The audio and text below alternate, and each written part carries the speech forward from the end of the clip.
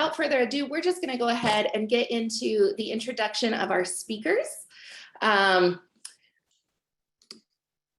First off is Austin Moore. He is the co-founder of 3 Point Recruiting, and they are one of our executive sponsors of this event. Austin is the co-founder of 3 Point Recruiting and has built their healthcare business over the past 2 years. He has overseen and built teams for some of the nation's largest staffing firms, but has since decided to let his entrepreneurial spirit flourish at 3 Point Recruiting.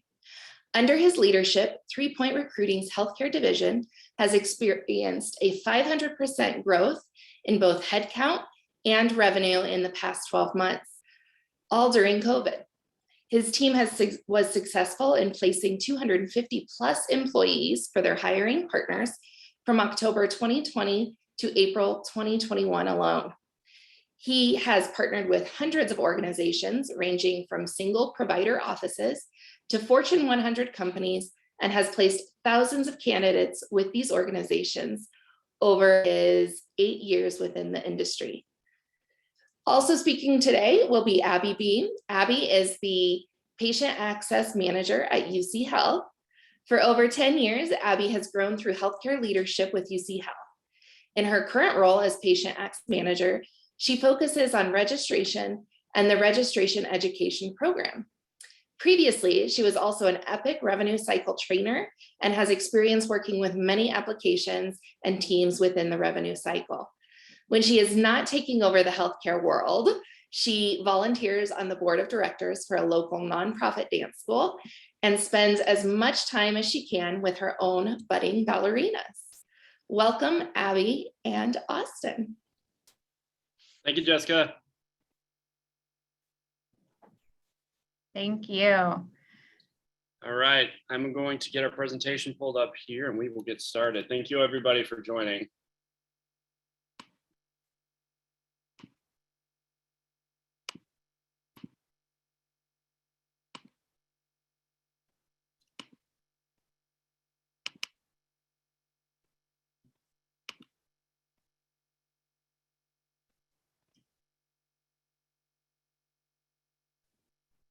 All right, is everybody able to see that?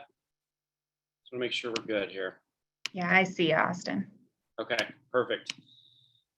All right, y'all. Well, again, thank you for joining. We're super excited. Abby and I started talking about this several months ago and had the opportunity today to speak about something that has been on a lot of people's minds here as of late. And it is taking control of your job search. I know the overarching theme here for this presentation and the WIL conference this year was being brave. And I think that in your job search, being brave is something that we talk about to candidates a lot. COVID and just job market in general has changed a lot over the last 10 years. And being able to try and control this and not let your job search control you is really where we want to go with this today. So our presentation is Be Brave, Take Control of Your Job Search. Obviously, Abby and I are going to be speaking today and learning how to use the tools in your network to take advantage of and control your job search to work for you.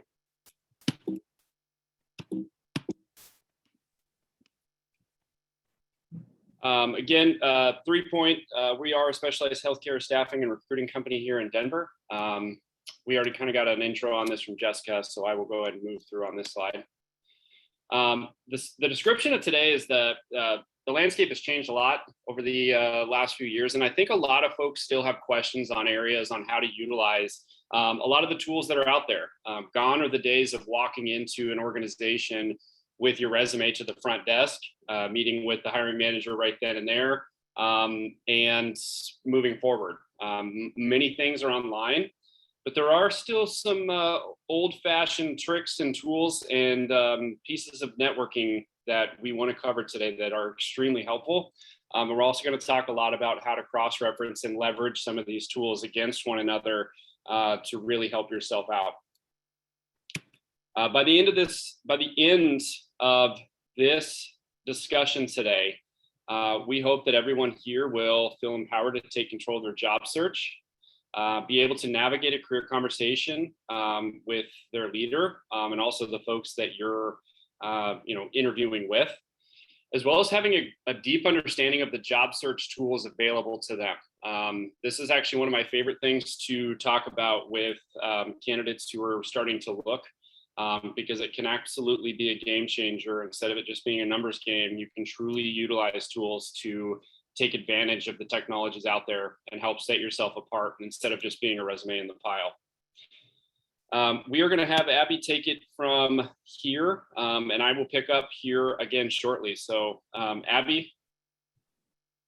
Awesome. Thanks, Austin. I do want to let the group know that we have built in some Q&A at the end of our presentation. So if you have questions as we go through these things, go ahead and throw them in the chat and we will do our best to go back through and answer questions and address all of those areas that you guys are most interested in.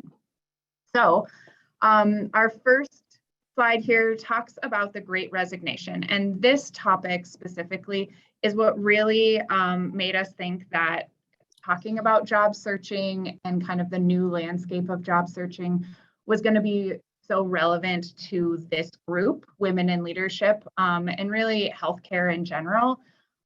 This Great Resignation, the name, the title, those words have been hot buzzwords all over the place recently. So we wanted to take a minute to make sure everybody kind of understood what that means, what it is, and how it really impacts job searching, you guys as leaders, all of those different aspects. So, the Great Resignation, just by basic definition, is the fact that people are leaving their jobs in droves right now. A lot of people leaving their current careers, leaving the jobs that they are in, whether that's because of the economy, of different opportunities, of the limitations of, childcare and those pieces. A lot of that has affected each and every one of you guys. Whatever the reason, it just seems like all of these reasons are coming together right now and really pushing people out of their current jobs and into different spaces of the job search and job landing market right now. So what kind of the assumption behind this title of the Great Resignation is really that it sounds like, yeah, people are leaving their job, but that doesn't necessarily mean that the job market is wide open and yours for the taking. I mean, it absolutely is, but lots of openings mean also lots of people searching for jobs as well. It also really means that there are shortages across the board. That includes in recruiting. We're going to talk about what those shortages in recruiting kind of mean for you as a job searcher throughout this presentation. But it also just makes for a really complex job market right now. So that's kind of what we're going to dig into with you guys. It's impacted everybody. So who has it impacted? Everyone. There are shortages everywhere, including in recruiting, like I mentioned. That sometimes makes it difficult to get the right candidates to the right jobs, which makes it, again, that complex market. What does that mean for you? That means that there are opportunities out there, but sometimes you're going to have to make your own luck, and you're going to really have to put in and put in that bravery and take those extra steps to make sure you're getting those opportunities that you deserve. And we're going to talk a lot about how that is changing job searching. That's really the impetus of this conversation today. So without further ado, we're going to jump into those details. So Austin, next slide. So just a little background on the hiring market. These first two bullet points, not all resumes get reviewed, not even close. And timing and luck play a big role in being selected for interviews. Those kind of go back to speaking to, some of the results of that shortage in recruiting. It's also just the nature of recruiting right now. Like Austin said, he mentioned that gone are the days of doing this in-person application and meeting right away. Those personal connections are gone when we replace them with, submitting applications via the internet. but they're still needed to make those connections and find those opportunities. So Austin's going to talk more about those when we get some of the secrets from behind the scenes of recruiting. These next 2 bullet points of percentages, I want to acknowledge that these look a little discouraging, but what I want to reassure you is that this is why we are trying to bring this new concept of job searching to everybody's attention and give those tips, tricks, and tools to successfully navigate this market. So 60 to 70% of jobs are found through networking, not online. So not using LinkedIn to do a job search, not to go to Indeed and search by a title. Really, truly, majority of the jobs on the market right now are found through talking to people that you know and being informed of available job opportunities. And then 75% of resumes are rejected by screeners or recruiters before they reach the hiring manager. And this is, that's the nature of the beast. That's what screeners and recruiters are paid to do. They're supposed to go through and screen out those applicants that might not be the right fit. But as we'll talk about, when not all resumes are getting reviewed or not all candidates are really being screened equally, this can be a very limiting factor that it's up to you as the job searcher to overcome. Average job search takes about 5 months. I was telling Austin that I like this bullet point because I need reminder of this, that a job search is kind of a long haul event. It's not, you don't apply for one job and get it right away. There's usually some back and forth and some time and commitment to the process to find the right place, the right job, the right fit on both sides. So I think this is just a good reminder that there's time and not to be discouraged. If you're in this job search mentality, you really need to invest in the process and give it the time it deserves. I'm going to throw this back to Austin for a minute because he does have a really great personal example that shows the proof of the 60 to 70% of jobs are found through networking, not online.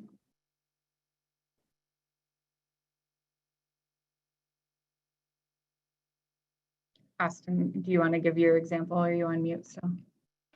Okay, I'm here. Sorry about that. No worries. There are 2 points I wanted to make real quick, just in addition to Abby's comments. 75% of resumes that are rejected, a lot of people think that that's just me in the background deleting. There are actually lots of systems in place that do keyword checks called applicant tracking systems that we have built to filter out resumes that don't have enough keywords on those.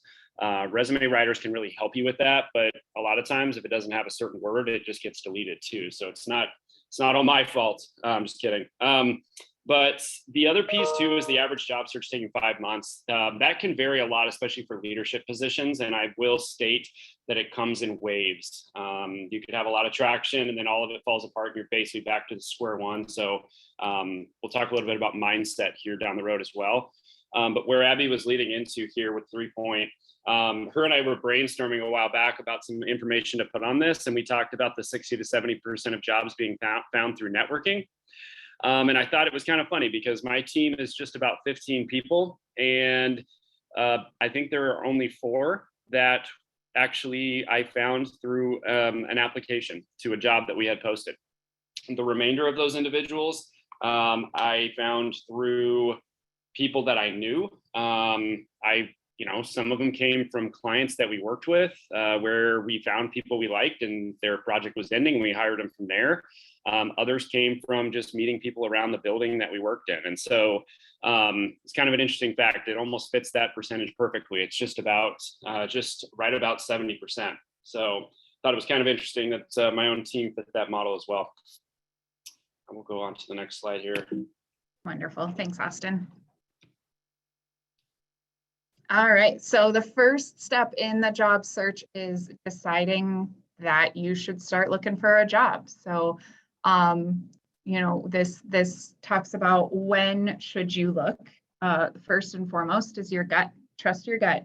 If you're unhappy If your, mental health is taking a hit, you've got those Sunday night blues, but you're getting them every single day, you're dreading going to work, your bucket is drained, then it's time to examine those feelings, right? You want to remember the grass is not always greener on the other side, but it is time, if you're feeling those feelings, to really look at why that is. I talk about this a lot on my team, and encourage people to look at what are the aspects of your job that really fill your bucket, and make you feel good at the end of the day, like you accomplished something, like you're in the right role, like you're happy with what you are doing. And make a list of those things that fill your bucket. And then on the converse of that, what are the things about your job that really drain you? The ones that you dread doing, that really just make you question your everyday motives, and put those things in a list that tell you, if your bucket draining list is 10 times longer than your bucket filling list, that might be a good indicator that it's time to start looking for something that fits you a little bit better. Or if there's only a few things on your bucket draining list, but they are big major components of your job, then that might be another indicator that it's time to start looking for something a little bit better for you. So that's the personal, your gut, your feelings. There are also some kind of external forces that might prompt you to look. If you're hearing about layoffs within your company, you feel like you've peaked and there's really nowhere else to go, you're consistently being passed over for promotions. Those might be indicators as well that maybe you're not in the right position and it's time to start looking for something different. The other great kind of unintended benefit of the Great Resignation is this ability to do a career change, and pivot and move directions. We're hearing a lot about that in healthcare right now. There's a lot of healthcare tech that's happening, startups, so areas outside of the traditional healthcare world that are opening up opportunities for people that have healthcare experience. But there's also, the burnout that people are really kind of reckoning with and coming to terms with, leading into some of these career changes. If you are in this place where you're deciding your job search, especially if it's that gut feeling of discontent or layoffs, or you're feeling like you've peaked in your current role, it's not always the best choice depending on your relationship with your direct supervisor, but talking to your leaders can be really helpful about your concerns about the position. They may be able to help alleviate anxiety, give you some insight into, things you can be working on, ways to make that bucket fill and bucket drain a little more balanced. But they're there to be a really great resource. And as leaders, I encourage you to be that resource for your teams as well. That can really promote employee engagement and retention as well. Next slide.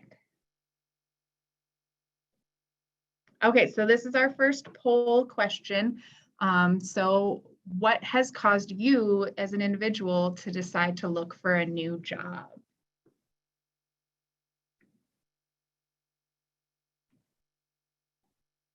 We've got bad management, gut feeling, no growth, pay, or other. You guys have about 30 seconds to put in your answer here.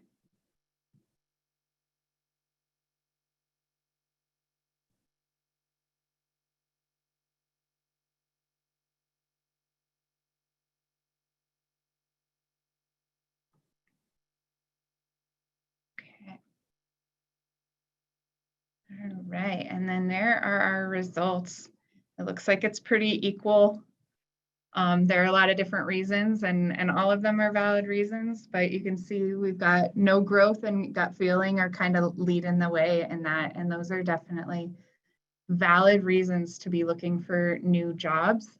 And talking to your leaders about those things specifically are going to be really hopefully helpful in finding that right spot for you as well. All right, next slide. All right, so now we're going to move into some of the tools and kind of preparing. You've decided that you want to start searching for a new job. What's some of that prep work that you can do to get there? The first and most obvious one that always gets talked about is resumes. We're going to present resumes a little differently than I think people are used to hearing about them in the past. Going back to some of those data points that said, sometimes resumes aren't even looked at. They get screened out before they get to the hiring manager. Your resume should not be your first and only tool when you start a job search. Of course, you want to have a resume. You need to. A lot of applications either require it or rely heavily on it. So we're not at all saying don't have a resume. But where the resume becomes important in your job search is actually a lot later in the process than I think a lot of us tended to think about it in the past. So when you are building your resume, you do want to be looking at the job description and making sure you're looking for those keywords and incorporating them into your resume. You also want your resume to be focused on accomplishments and achievements, not just a regurgitation of your job description in your current role or the job description that is of the job you are applying for. You really want to speak to kind of how you go above and beyond in your role and tell that story of how that will benefit a future employer. The more data, numbers, metrics, and KPIs you can use in describing those accomplishments and achievements, the better, especially when it gets into the hands of the hiring manager. Your resume needs to tell that story of how you succeeded in your roles and what you can do for that leader moving forward. That being said, resumes are viewed for about 7 seconds. So you really need to make sure that your information is eye-catching and impactful.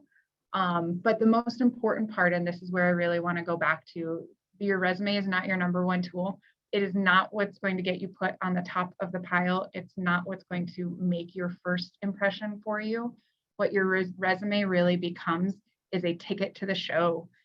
It needs to be there. It needs to be present for people to consider you. But it really is just the piece of paper that gets you in front of the right people. Once you get in front of those right people, that's when the pieces of your resume really come together and you can really tell that story in the hands of the hiring manager. But we're going to give you a lot of other tools that you can use to get your resume into the hands of those right people to be that ticket to the show. So that overall theme, go in with a plan, means you need your resume to speak to that hiring manager, tell them what that you can do for them. But it needs to be a part of the big picture plan of using these tools to do your job search and get yourself in front of the right people. It cannot just be the only piece of that job search for you. Next slide. We have another poll. So how do you prepare your resume? You are starting this job search. How do you, I think we flip-flopped our poll questions.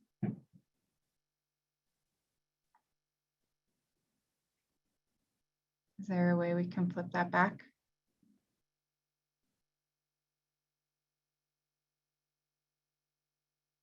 Thanks, Jessica.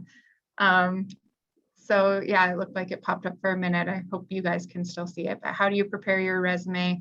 Do you use a resume writer, a paid online resume tool? Do you write your own? Do you ask friends? So take a few seconds to answer that question. We'll look at that.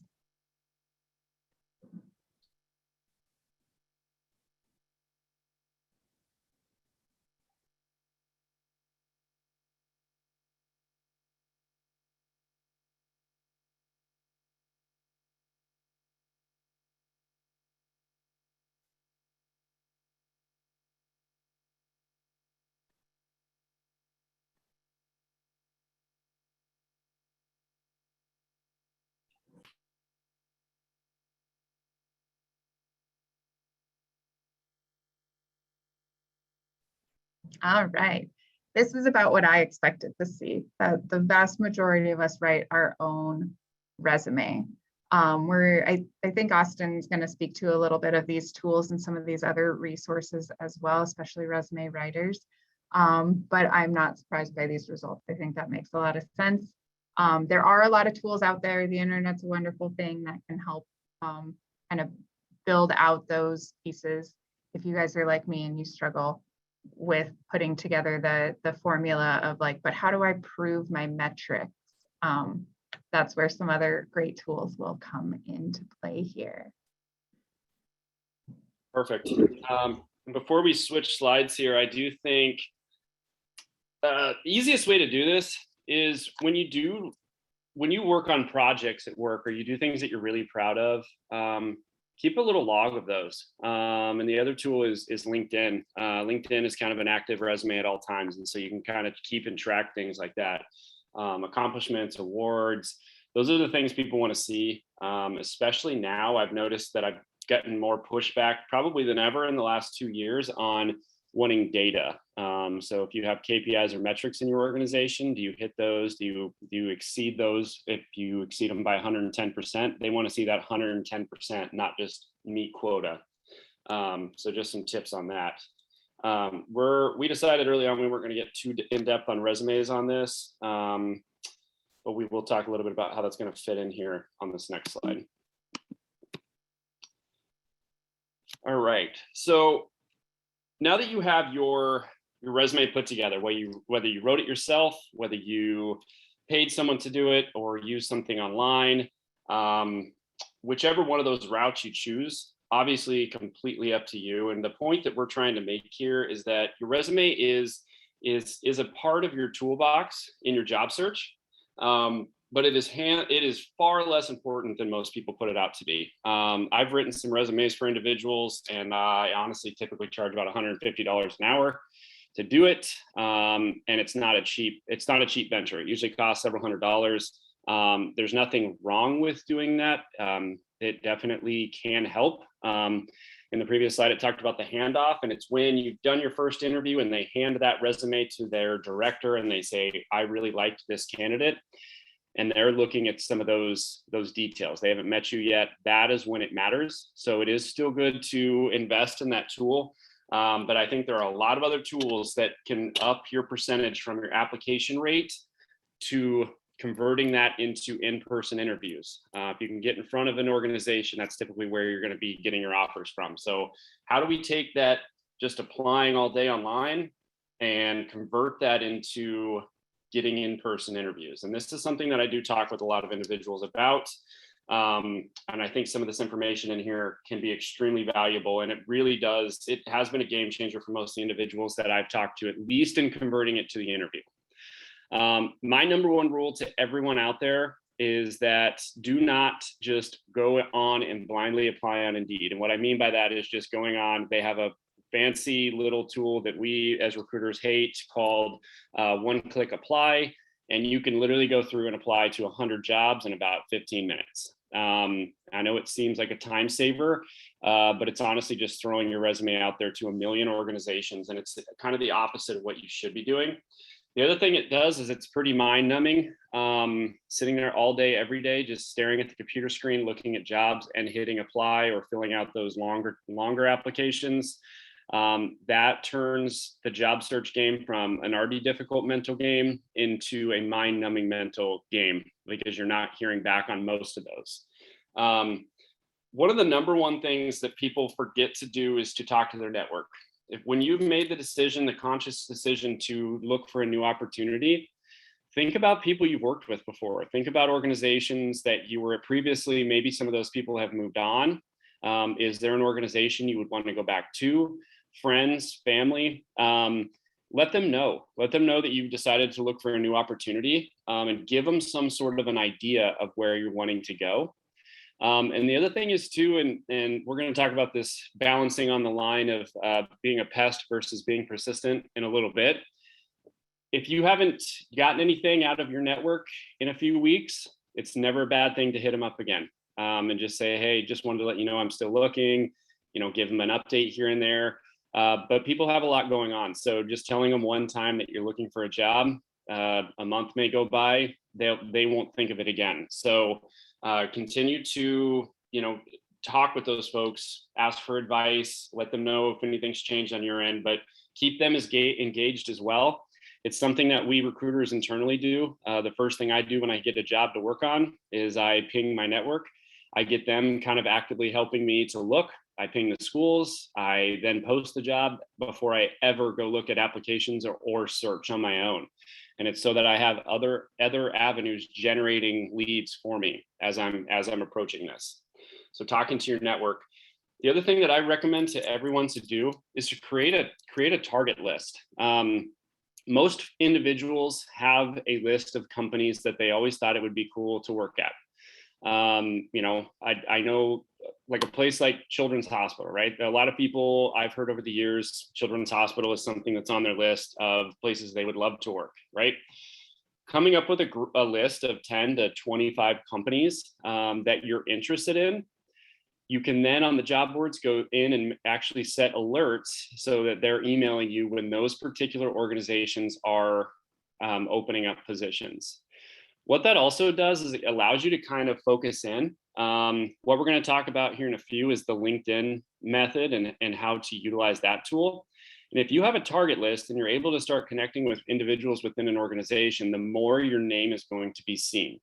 When your name is just on a resume in a pile, no one knows who you are. But if you start connecting and having basic conversations, maybe in coffee meetings with individuals within an organization, and then your resume pops up, your name recognition will help. So building a targeted list of organizations that you're interested in is a great way to go about it. Not to say you shouldn't apply to anything off of that list, but it is a great way to kind of target groups that you're specifically looking for. So again, taking control of your job search instead of just applying to every company in town. Do some research, sit down and think about kind of where your career path wants to go, what companies fit in there, and then obviously make that list. The other thing that I see a lot of folks do is they're not tracking their applications either. I ask questions a lot of times of where have you applied so far? And they can go back and look in their email or dig something up, right? But the best way to do this is just to create a simple Excel spreadsheet or whatever platform you want to use that shows the company. I always copy the link for the job that I applied to in there. And then I will put little tabs or columns that just state kind of the step I'm in. Did I apply? Did I get a phone screen? Did they send me a rejection letter? Did I get a second interview? And then I also will put a section in there for following up. Which is something we're going to cover here in a few. But if you have it organized just like that, it's going to tie into what I'm going to cover here in just a few on how do we stay organized and stay on top of these organizations. Because as Abby had mentioned earlier, luck and timing are a big part of this. And so if we understand that from the job seeker's seat and we look at it that way, we're going to know kind of how and when to follow up to set ourselves apart. So get organized on where you're applying. The next piece would be determine which tools to use. You can use all of them if you'd like to. Some of the primary tools and number one tools used by recruiters is LinkedIn, Indeed, ZipRecruiter for folks in the technology space. Dice is another one. There are literally millions of job boards out there, some more specialized, but those tools that I just listed are probably the top tools that are utilized by recruiters and internal hiring teams. So if your resume is there, your visibility will be higher. And so we're also going to talk about how do you use those in conjunction with one another. Overall theme here, don't just start applying. And I know it's easy to get frustrated one Friday after a bad conversation with your boss and to say, screw it, I'm going to apply to every job on the job boards. Sit down, go into this with a plan, just like you would for just about anything else. So now that I've said that, hopefully people will be honest here to admit how much time do they actually spend on Indeed.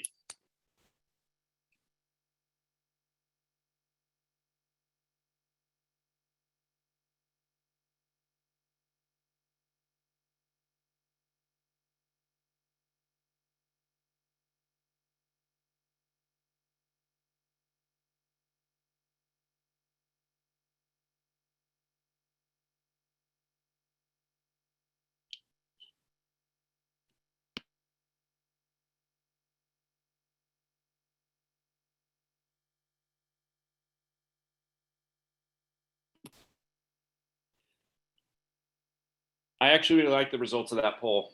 The 50% marker is probably about as close as I'm going to want you to be as we go into this next slide here. So as we mentioned earlier, network is number one. Indeed, LinkedIn and ZipRecruiter are there. The piece that I created that poll question for is this third bullet point of spending 30 to 40% of your time applying to jobs. A lot of times when I do talk to candidates who are out there searching, I ask them how they're approaching this, and they'll say, well, my goal today was to apply to 40 jobs or 50 jobs, this week or whatever it might be. And they're sitting in front of their computer. If they're unemployed, if they are employed, they're doing it on their lunch hour or after work, and they're spending almost their entire time there. My suggestion to folks is to spend a third, maybe half of your time at most doing that. And the other half of that time is to go out and meet with some of those folks in your network. See if they know anybody that you can meet up with. Go have coffee. Go do networking groups. Meetup.com has some really great job seeker seeking groups, particularly ones that are focused in the healthcare arena, where you can go meet with individuals who are also job searching and share tips and tricks. You can also introduce each other to each other's networks. Oftentimes, individuals like myself will attend those groups as well, who are actively looking for candidates for our open positions. But the message here is to not spend your entire time focused on just applying online. That's where they try to funnel us. That's what we hear on the radio. Go to Indeed.com or ZipRecruiter and apply all day. That is absolutely not the way to get this done. Even reaching out to an individual, if a company's on your target list, you can reach out to a manager or director there and just say, hey, I'm looking for a new opportunity. I didn't see you had anything posted at the moment that fits my skill set, but I'm looking to network. Would you be open to grabbing a quick cup of coffee? You'd be amazed how many people will say yes to that. And those little things, I hear all the time, they lead to introductions to other groups that end up leading to a job offer. And that relates back to that number earlier, 60 to 70% of all jobs are found through networking. So as you're approaching this, pick which tools you're going to use, but do not use them exclusively. Definitely get out there and meet folks. So I did want to show this graph, and I think it obviously talks about the number of job applications sent. But I'm a very, very much, as you can tell by this conversation today, I'm very much a quality over quantity and a targeted application type of a person. So as you can see, the chances of receiving a job offer increase by the number of applications that people are sending out there. But I think in the other side of this coin is, as you can see, people that are getting into the 81 or more, that number actually drops. If you're sitting in that sweet spot of applying to 20 to 30 jobs total, and you're making those really good jobs and you're doing the right tips that we're going to show you here in a second, you should be able to start getting at least in-person interviews, if not an offer. So as you can see, you start getting over 80, your numbers are actually going down as far as job offers go. All right. Understanding just kind of the inside scoop on how recruiting works, I think is a key detail to organizing some of these next steps. The average job receives around 250 applications, and a recruiter is typically working on, and this includes agency or executive and internal recruiters, they could be working on anywhere between 25 to 50 jobs at any time. So if you do the simple math on that, we're talking about thousands of resumes to review. That doesn't include coordinating, getting feedback from hiring managers, getting people started, dealing with onboarding paperwork, all of that stuff. There's literally not enough time in the day to review all those resumes. And this is where Abby's point about luck and timing are a big component of this. Our goal as a recruiter is to try and get usually 3 to 5 qualified individuals over to that hiring manager for each position that we're working on. Once we're able to do that, they obviously are able to begin interviewing those folks, moving them through that process, and it gives us time to go focus on our other jobs. We may have to revisit that job, but typically once we get them 3 to 5 really strong individuals, that job is going to end up closed, so we're able to move our time elsewhere. So, for example, I have a job that I worked on a number of years ago that I think provides you kind of some insight into why timing and luck are such a big component of this. I was working on an entry-level lab technician position, I posted it on a Thursday afternoon. I didn't work that Friday, and it sat over the weekend. By the time I came in Monday, I had over 500 applications for that opportunity. I had a total of 10 open positions. I downloaded every single resume and I sorted them alphabetically, and I started calling. Every single person that started in that position had a last name beginning with A or B. So as you can tell, there was no way I was going to be able to review every single resume. And by the time I had gotten through the B last names, I had found enough quality candidates that they were out interviewing and had filled all the positions. I know that probably doesn't sound like the most effective method, but time is a huge thing, just like it is for everybody in the recruiting seat. And at that moment, that was the easiest way that we were able to sort through them and find the qualified individuals that we were looking for. So knowing all of this, how do we better our odds of being seen and timing our follow-up correctly to make sure that we're standing out amongst everyone else? So the LinkedIn trick is something that I teach to a lot of individuals. For example, using my lab tech position that I just described, all of those individuals who applied to those positions applied to that opportunity through the internet, and none of them followed up with me. Every single one of them waited for me to call them. Now, had one of those candidates sent me an email or found me on LinkedIn and said, "Hey, I applied to your position. I'm very interested and would like to speak with you further." Typically, I'm going to go in and I'm going to find who that person is because I'm getting an email from somebody's name that I don't recognize. This is something that I talk to folks a lot, and this is where you're going to use LinkedIn against the job boards. So if you apply to a position at Children's Hospital for an opportunity in that organization, and you just sit there and wait, there is a very good chance that your resume is just going to sit there and it may never even get looked at. So what I suggest to a lot of individuals is if you don't have one already, building out a LinkedIn profile, going on to LinkedIn and to Children's Hospital, finding the person that you think would be either your boss or have some sort of a stake in your position there. So if you're looking for an operations manager position, looking for the director or VP of operations, and sending them a note on LinkedIn that you've applied, that you're extremely interested, and that you would love to speak further. If you do that, you may not hear back from them, but a lot of times what they're going to do is they're going to send that message through to the recruiter. And if I'm sitting in the recruiting chair working on a position for the vice president of operations, and he sends me a message from someone that says, and I get it from him, you better bet that is probably going to be the next candidate that I'm going to call because it came directly from the person that I'm working on that job for.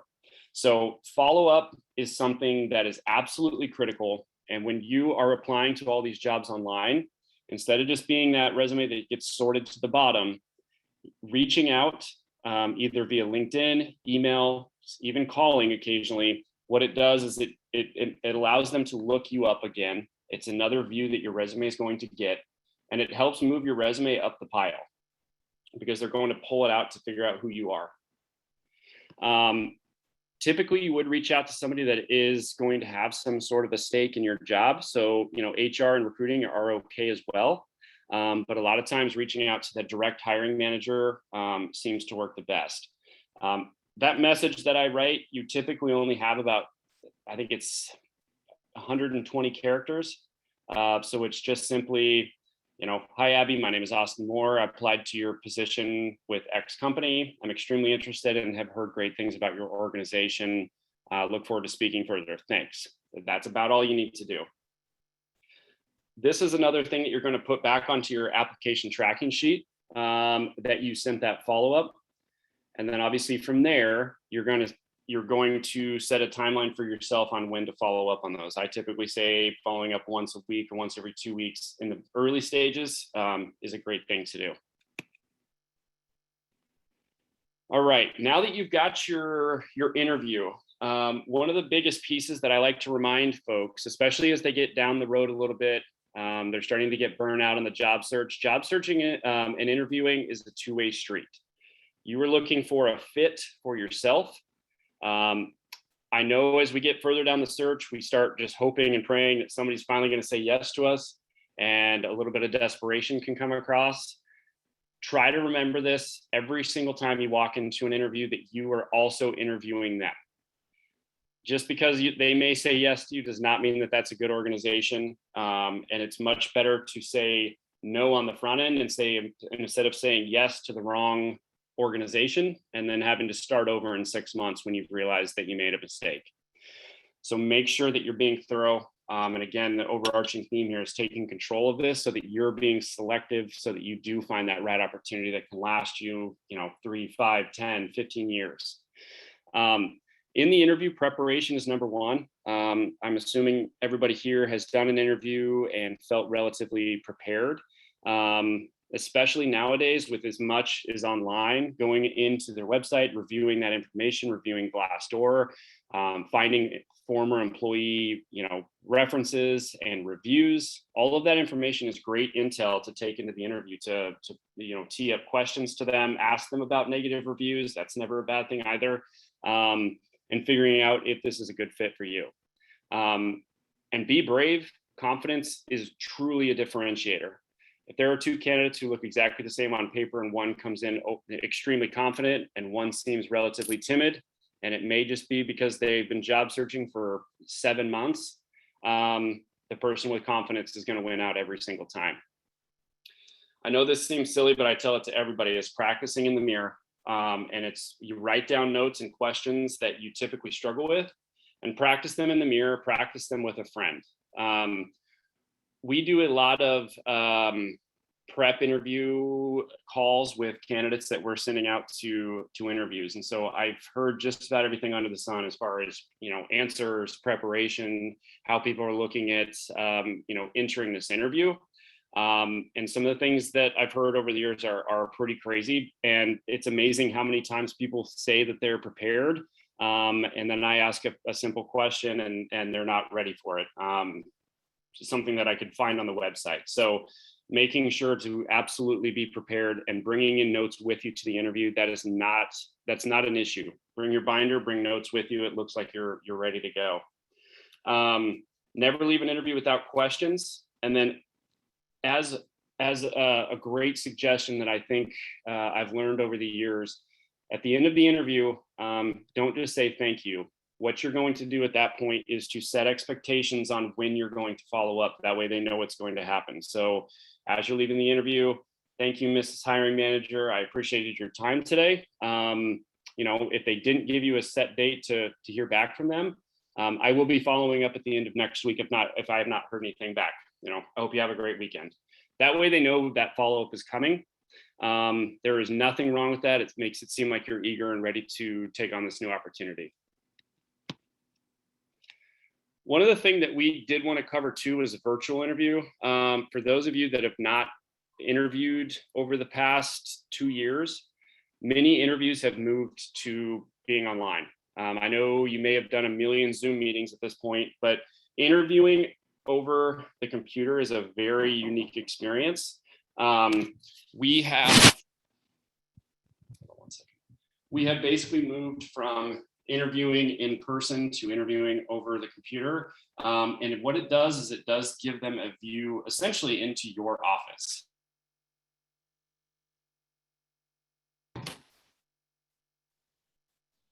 I apologize about that. I'm in a hotel. Housekeeping showed up at my door. What it does is it actually gives them a view into your office. So as you're sitting there interviewing, if you have distractions in the background, if it looks messy in the background, that manager is looking in there, especially if this is a remote opportunity, and they're essentially looking at what your workspace is going to look like if they decide to hire you. So be very cognizant when you are interviewing to realize that they're basically looking at what your workspace is going to look like. So that's something that's definitely been different. We're used to going onto their turf, and now we're essentially allowing our hiring manager into our home to do an interview. That is probably the number one mistake. The second one is just not having a nice blank wall behind them, not having a closed door, and having a lot of distractions.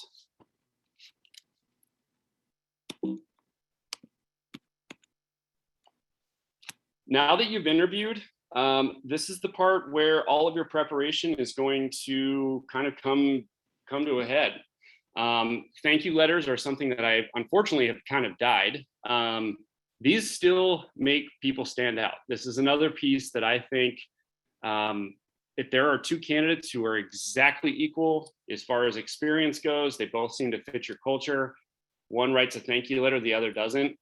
The person who wrote the thank you letter is going to get the job, and I have seen that happen probably a dozen times in my career.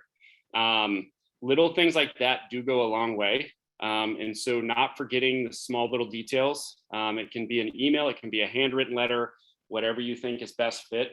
But little things like that definitely, they definitely can help set you apart from your competition. The follow-up that we talked about and setting next steps.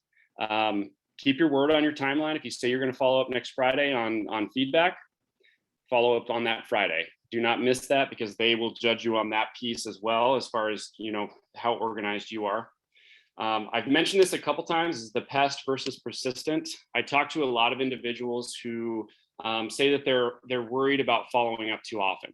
How often should I follow up?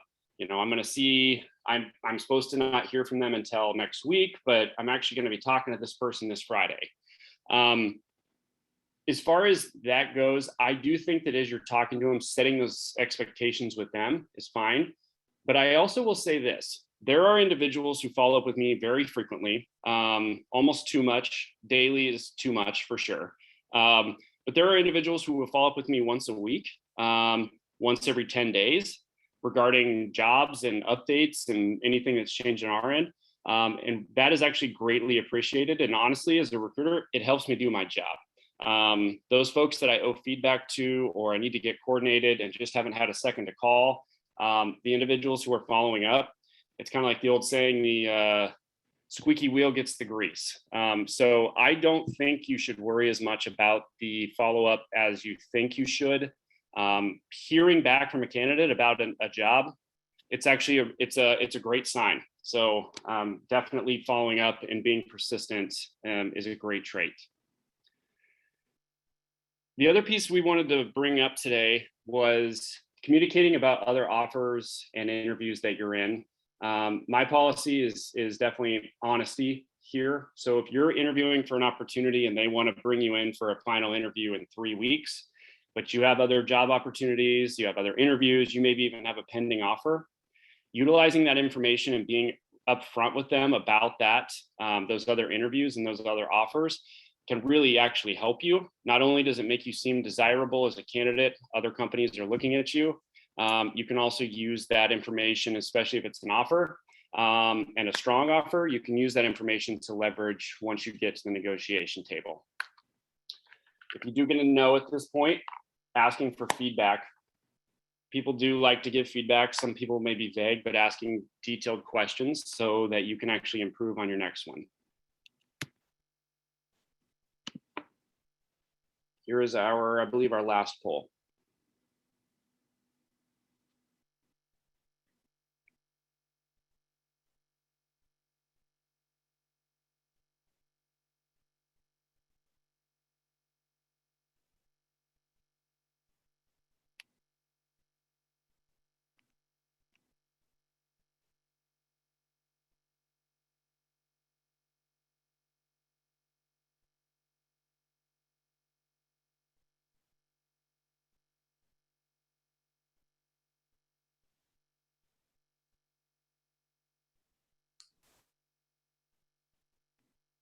I haven't gotten any responses, Austin, so I don't know if maybe there's a problem with the poll, so.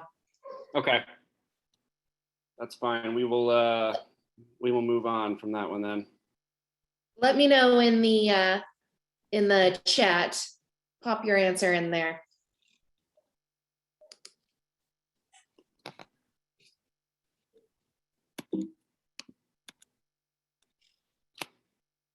All right. So these two slides, I'm going to, I know we're getting close to time here, so I'm going to try to tie these in together. Final interview, really the main point that I wanted to make here was making sure to prepare again. Don't just assume that because you breeze through round one, that round two, you can use the same preparation. A successful second interview is always built off of the successes of your first interview. And what I mean by that is when you're taking notes and you hear of special projects, special things that company is doing, things that they're looking for, how you fit into that, your second interview should be built and compound what you can really bring to kind of bring that to fruition. So when you're hearing about, their initiatives for the next year and they think you're a great fit for that, when you come in for round two, bring in a story, bring in an example of something you did that was similar at your previous company and how you really can make that happen for them. And that's really where you're going to get your value proposition on your candidacy.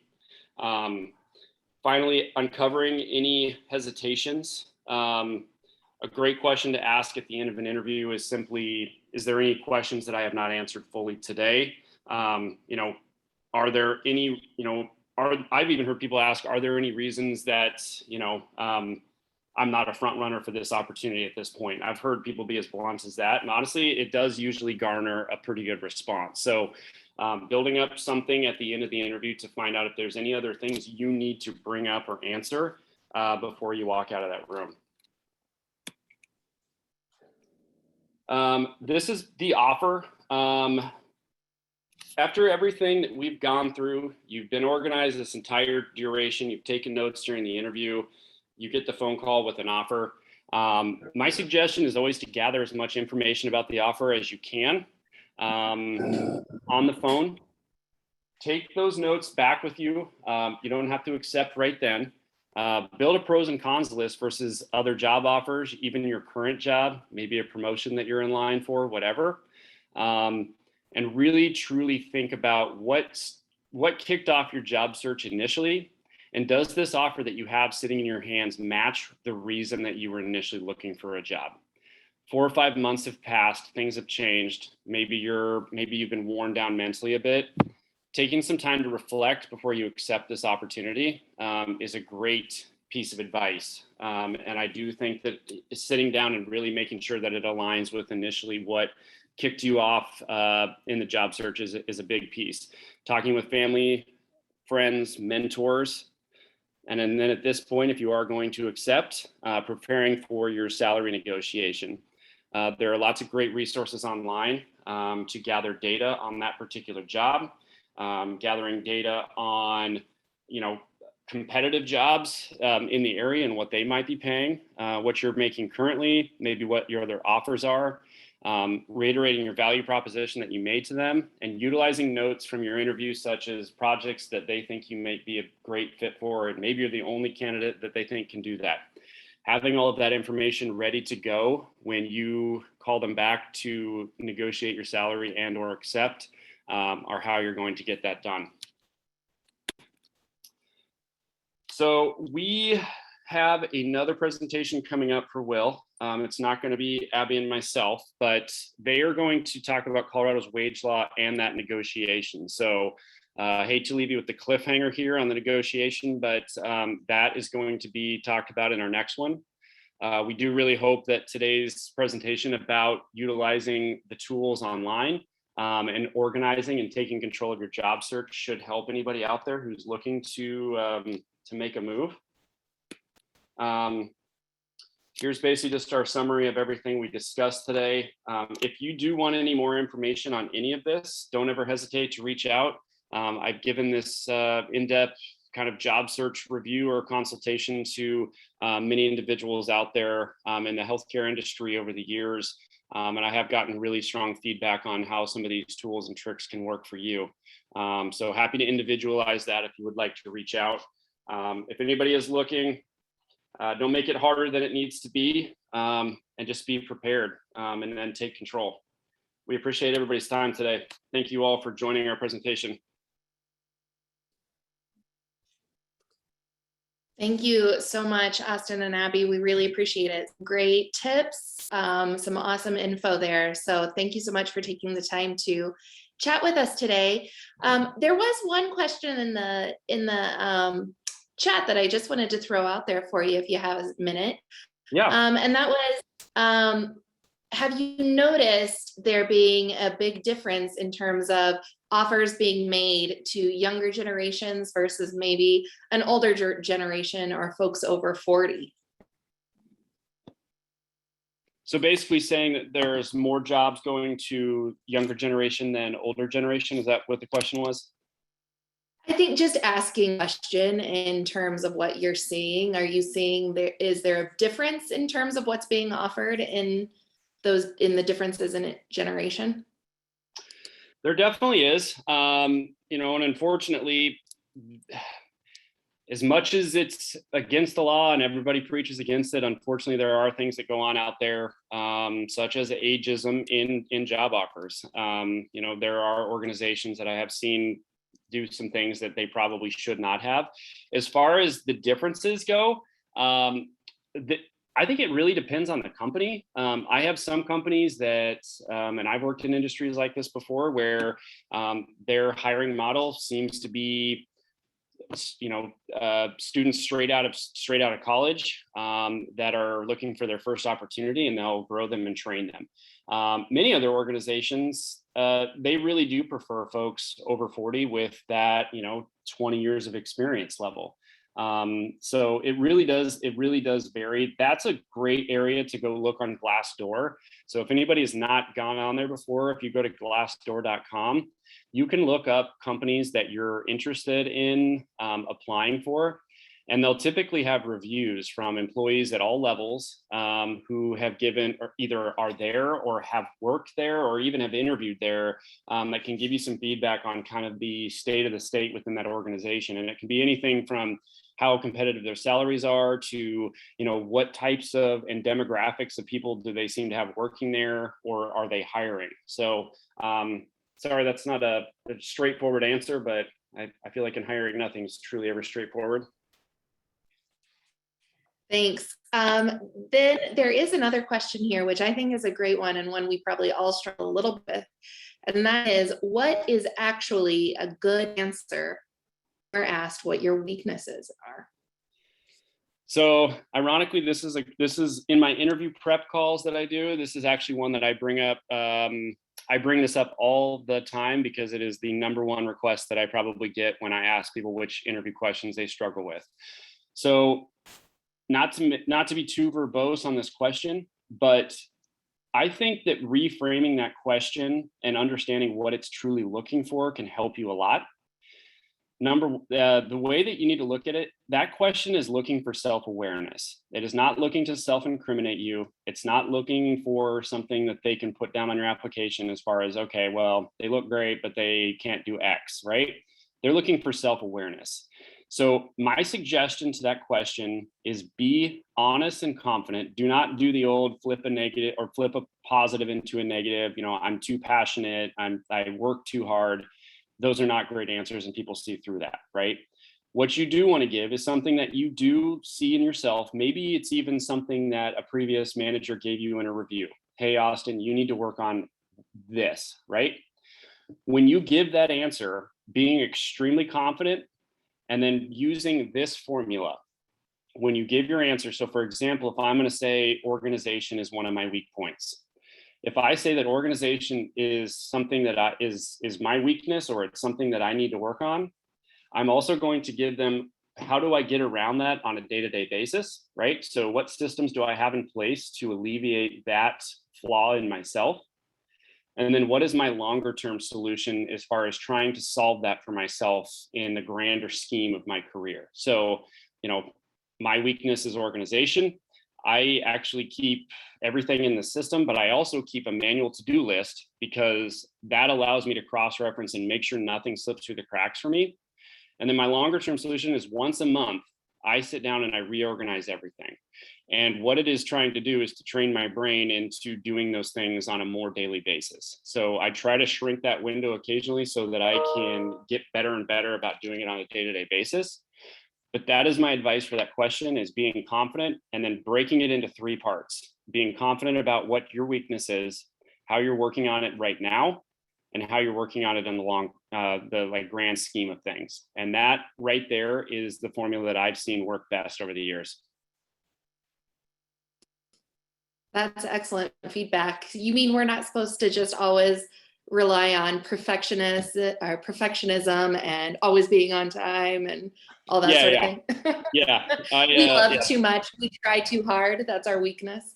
Yes, those ones do not give that answer. In fact, you'd almost rather self-incriminate yourself than give that answer, because they will glaze over immediately. So I hope that helps.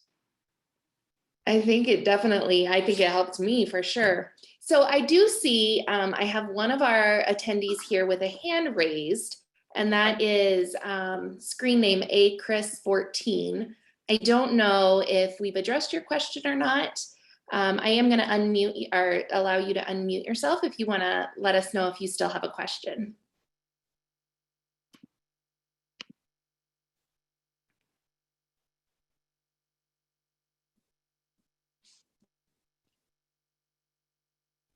All right, I think maybe, hopefully, we were able to address whatever question, or it might have just been a slip of a button there. So it looks like they made a comment in the chat and said, wow, this is a great training tool. That helps. Well, awesome. Yeah. Well, I will go ahead and let everybody get back to their day then. It looks like I think we've answered most everything, but I know Austin and Abby would be more than happy to chat with you more if you had additional questions.